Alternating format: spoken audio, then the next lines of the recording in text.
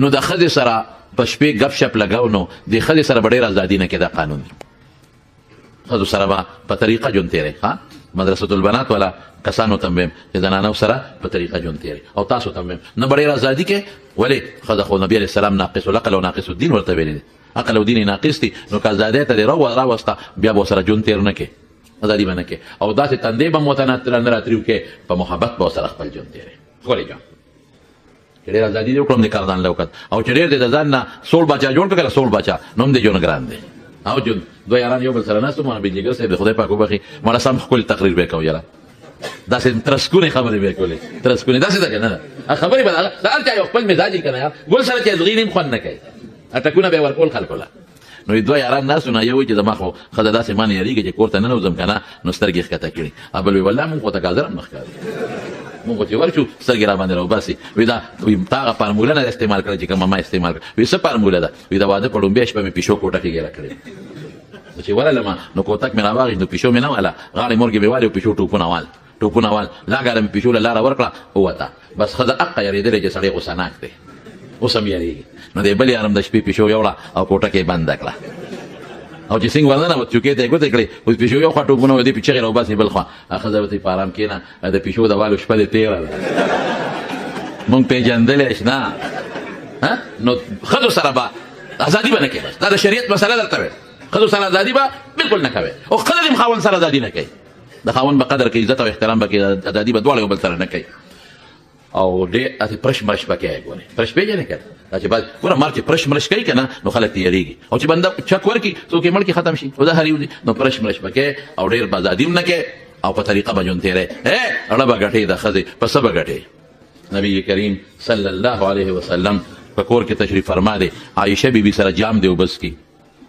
حضور پاک به ته فرمایي وایي عایشې چې ته اوبه وڅکې باقي ماله راوړه الله رسوله قربان مخکې به تاسو وڅکې بیا به زه څکم وایي نه عایشې جام ستا لاس کې دی ته د ما نه زیاته تږې ته مخکې وڅکه زه به بیا وڅکم رښتیا ووایي زموږ نه به ښځه مخکې اوبه وڅکي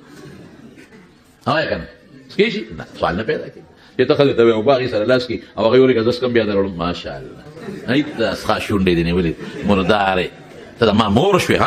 مخکې اوبه څکې څه چل شو ښځه کې څه چل دی ښځه ستا خدمت نه کوي د ښځې خیال به ساتې په دې ورته لږه ډلې کېږي چې عایشې بیبي اوبه وڅکلې رسول الله مبارک له جام راوړه نو حضور پاک ته تپوس وکړي عایشې شونډې دې په کوم ځای پرتې وې وایي د الله رسول په دغه ځای پرتې وې قسم دې د دواړو جهانو مبارک سردار د عایشې بیبي د شونډو په دې خپلې شونډې کېښودې اوبې وڅکلې انسان کا دل زړه په دې به ګټې دل جیتنا چاہتے ہو تو اسی طریقے سے دل جیتو والو باندھے نا مار پٹائی سے کسی کی دل نہیں جیت سکتے رو پس گٹے آیا محمد رسول اللہ مبارک فرمائی خیرکم خیرکم لأہلہ وانا خیرکم لأہلی وی تاسو که خسڑی سوک دے خسڑی چی خپل کور خزی بچو سر خی او ایزا پا تاسو ٹولو که دا خزو بچو سر خیم خپل جون بی بی سره تیرې ازادي به نه کې ډېر ازادي او داسې به هم نه کوي چې کور ته راننوځې نو ازمرۍ دې د برېتو نیولي داسې به هم نه کوي انبساط خو ډېر نه ښکلی ژوند ښځې سره سلام السلام علیکم ورحمت الله ما یو ځل وینو ما ته یو سړی په تقریر کې خلکه په ښځه به اوس مونږ سلام اچو مې ولې اینده ورسه سلام به نه اچي قسم دی یو ځل مې په ترجمه کې وی مې تاسو چې جنت ته ځئ تاسو له به خدای پاک خور هم درکړي او د خپلې بیبیانې به هم درسره وي والله یو سړي راله اواز راکړه زما ډېر ښه دوست دی نیک سړی هم دی ما ته وی مولوي صاحب دا بلاګانو نه به هلته هم نه خلاصېږو مې دا به هلته بلاګانې نه دا به د جنت د حورو سردارانې وي دا به د جنت د حورو سردارانې وي څنګه پې خوشحاله شوې بشیر جان خو له دې غمه خلاص دی دې ما ته کله کله وي ما له ښځه غواړه مې زه خو خدای نه یم والي تا له ښځه ټول ورځ به دې ښځه ما ته خیرې کوي چې دا په کومه دمدمه دې ورکړې زه لیونی یم مې تا له بس یوه ښځه الله ساتلې ده او یو نه د ډېرې دی او په جنت کې دي او زه رضانه خبرې قطعا نه کوم حضور پاک فرمایي من سلبتو کریمته چا نه چې ما سترګې واغېستې سترګې او ده پې صبر وکړو دله به د دې په عوض کې جنت ورکړو نو دی خو مداح د رسول الله مبارک په مونږ خو ډېر ګران دی کله کله لتې متې وایي او په مونږ ډېر ګران دی او ډېر محبتي دی الحمدلله او د رسول الله مبارک مدح وایي مداحین مې خوښي سناخوانان مې خوښي ښه نو همارونو خبره مې دې پورې کوله چې ښځې سره به څنګه ژوند تېری نه به ډېره سختي کې نه به ډېره ازادي کې دا د ښځو سره ژوند دی او ښځې به قدر او احترام به ستا قدر او احترام کوي کور کې به خوشحاله ژوند مزېدار تېرېږي او دا کله دې ښځو ته مدرسۍ ته یې راولېږې مولانا انور شاه صاحب کور والا اهلیه محترمه دلته ورته درس کې راولېږي خپلې خویندې خپلې میندې او خپلې لوڼه چې دین ورته وښایي چې دین زده کړي ښځه به د خاوند حق وپېژني د سخر خواخې حق به وپېژني، د بچو د لویولو د بچو حق به وپېژني. دا ضروري څیزونه دي. بهر کې زما ورو نو زبیده خو ډېره هوښیاره وه، خوښه یې مو وه، ډېره زیاته یې خوښه وه. نو دواړو یو ځل یو بل سره دغه کولې، دا څه ورته وایي، ښځو متعلق ته دا مسله کوم چې ښځه به سړو سره خبرې په ټلیفون نه کوي، ښه نه به کوي، او که کوي نو تیز اواز سره به کوي، غصې سره. دا ګورې حدیث دی، ښځه چې څوک بار اواز ورکړي چې فلان کې شته، نو دی به دا وایي نشته، تیز اواز به کوي. په ټلیفون اوچته میله وشي چې یاره دا ټلیفون تا نه کور پاتې موبایل، او تا ته هغې ښځې ته وایي فلان کې شته، دا وایي نشته، داسې به وکړي. کله به راځي څه خبرې، داسې بدماشۍ غوندې اواز. بس سړی به ویرېږي چې دویمه نه ده په کار، چې خطرناکه سته، چې خطرناکه دویمه مه کوه. او که دی دا ورته دی ورته وایي فلان کې کور شته، او دا ورته وایي ورورې څه وکړې، داسې که نه نرمې خبرې، نو دا غړه کې خارښ پیدا شي، نو هم خبرې اوږدېږي، خبرې پسې خبره یادېږي. د دې جهانګیر بادشاه ښځه وه، څه نوم یې ملکه جهانګیر بادشاه نور جهان. نو نور جهان یې وینځه وینځه وه، کور کې خو وینځه راوړي خدمت کوي، جارو وایي، ډوډۍ موډۍ راوړي، اس پر وی پیدا ساتله وینځه وه. نو یو ځل د جهانګیر بار ته نو دوه کمترې وې ورسره، نو کمترې د نور جهان له ورکړې دي وینځې له ښه راوړېده اس پر وی پې نه وه، وایي دا کمترې ونیسه زه راځم، قیمتي کمترې. چې جهانګیر بادشاه راغی د دې غریبه نه یو کمتره خلاصه شوې وه، او قیمتي کمتره وه. چې راغی ویل ما لا کمترې راکړه، یو ورسره وه. وی بله څه شوه، وی والوته. دې ورته غوسه شو، وی څنګه والوته؟ نو دې ورته دا بله داسې پرېښودی، وی داسې والوته، بله هم لاړه. او چې هغې ورته کوم انداز باندې دا دویمه پرېښوده که نه، کومه موسکۍ ورسره وکړه، او مخ یې ورسره سټ کوک کړه، او لاس یې کوک کړه، او دا وجود یې کوک کړه، ادې وکړه. نو بس جهانګیر وایي چې په خدای دې بیخ د کمترې وباسي، ستا نښه کمتره ملکه. بس ازاد یې کړه، او نکاح پرې وتړله، او خاتون یې اول یې ته جوړه کړه. دا د ښځې مسایل درته وایم. نو ښځه به د سړو مخکې خندا، مسکا، سټ او لاس اړول راړول دا به نه کوي. فیطمع الذي في قلوبه مرض، قرآن شریف کې الله وایي بیا چې د چاړه کې مرض پروت دی، د هغه په زړه کې کخ کخ پیدا شي، ګناه به شي، دا به بالکل قطعا به نه کوي. بهر کیف نو د زبیدې او د هارون الرشید یو بل سره په کوټه کې دننه ګپ شپ د شپې لګاو. نو دا زبیدې د خولې نه ورته یو ټکي ووت خطرناک، ورته یې ویل ته خو دوزخي یې،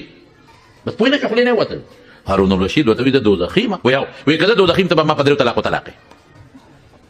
هغې د خولې نه هم خبره ووته، ور دم ووتل. اوهو بس ښځه په ژړا شوه، دا دې څه هارون الرشید وی ستا د لاسه وشو، شپه په جړا او په انګولا تېره شو.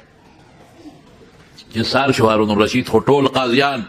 قاضي ابو یوسف غوندې خلک دی، او لوی لوی غرونه د علم دی راغونډ کړه. میټینګ راغواړی، مسله پېښه ده، وایي دغسې مسله پېښه ده، ما ته ښځې وي دوزخي ما وي، که دوزخي په درېو طلاقو طلاق یې، د دې مسلې حل به سي. ټول مولیان حیران دي، وایي دا به خدای ته پته لګي ته دوزخي او که نه، موږ ته څه پته لګي. که ته دوزخي ښځه په درېو طلاقو طلاقه ده، او که ته دوزخي نه جنتي ښځه نه طلاقه، نو موږ دې سره څوک دوزخي خو د لوح محفوظ نه به پته لګي، الله نه به پته لګي، موږ ته دې نه څه پته لګي. رسول الله مبارک فرمایي بعد یو انسان تا ته مخامخ به ګناهګار ښکاري، د خدای په نسبت جنت والی. یو سړی به تا ته جنتي ښکاري، د خدای په نسبت دوزخي. خاتمې له اعتبار صاحب دنیا مفتیان سوچ کې پراته دي، چا سره جواب نشته. امام شافعي محمد ابن ادریس نوم دی، هغه ویل لکه څه چل دی دا ګونګوسي شروع دي، وي دا خو ټول پلارو کوڅو کې باس دی، هارون الرشید او د ښځې دا مسله پېښه ده. وی دې جواب خو ما سره شته، او دې وخت کې لا طالب دی، طالب لا فارغ شوی نه. وی تا سره شته؟ وی یو بادشاه ته اطلاع ورسېده، وی راولې دغه طالب. دی راوغوښته، بادشاه په تخت ناست و، امام شافعي لاندې ودرېده، ورته یې وی بچې تا سره د ما د مسلې حل شته؟ وی یو صاحب. وی وایه څه بهنګل دی؟ وی صاحب دا چېرته کېږي، ته په تخت ناست او د لاندې ناست یم، او ته تپوس کوې د جواب در کوم، دا خو د علم سپکاوی دی. ته به لاندې کوشې، بیبي به دې م راولې پرده کې، زه به په تخت کښېنم، ته به د مسلې تپوس وکړې، زه به جواب در کوم، بیا به زه کوشم خپل تخت یې سمبالوه. وګوره د علم قدر دا دی، تاسو ته هم دا وایم د علماو به قدر کوئ، احترام به کوئ. ښه د عالم قدر د دین قدر دی، ځکه دین دې راته رسوي، او د دین قدر د الله او د رسول قدر دی، او مدرسې د دې قدر به کوو. ښه نو تا به خدای ښه ساتي، او که عالم ته او قاري او حافظ ته دې په سپک نظر وکتل، دنیا دې م غر کړه او خیر دې م غر. شافعي صاحب ورته وایي داسې، هغه وایي او خیار وایي صاحب ټیک راخېږي، زما علم سپکاوي د لاندې ولاړ ته په تخت ناست یې باندې تپوس ونه کړې. نو دې راکوز کړه هارون الرشید او زبیده یې م راوست، او دې تخت ته طالب جان وخت کېناست، او لوی فقها او علما اوس ناست دي. وی صاحب مسلې جواب، وی مسله راته ووایه، وی مسله دا وه چې دا ښځه مې دا مو دې را سره روان شو په کور کې، دې ما ته وی ته دوزخي انت جهنمي، ما وی که زه دوزخي یم ته به ما په درېو طلاقو طلاق. اوس مسلې حل. امام شافعي ورته وایي هارون الرشید بادشاه سلامت، تا چې ته د خدای د یارې نه جړلې دي؟ هغه وایي چې دا خبره خو د کولو نه ده، ریا کې راځي، خو چې د مسلې د بنیادي درته به ویم، زه هره شپه الله ته جاړم، هره شپه اوخ کې د مانو چیږي زم یا الله لوی رعیت تیرا په غاړه کړی دی الله د قیامت پر ورځ به ته د دې تپوس کې زه به څه جواب درکوم رسول الله مبارک فرمایي وی د دوکباز سړي جنډه به د شاته لنډې سره د قیامت پر ورځ لګېدلې وي او په دې به پېژندل کېږي چې دا دغه دی دوکباز او د بادشاه دوکباز بادشاه نه غټه جنډه وه د بل چا نه د ډېره لویه دوکه کړې نو زه هره شپه جاړم یا خدایا لوی رعیت تیرا په غاړه کړی دی پروردګاره دا تاله به څه جواب در کوم څه جواب هره شپه جاړم وی د ښځه نه راته راغله بس هغه دی نه علما ورودنګ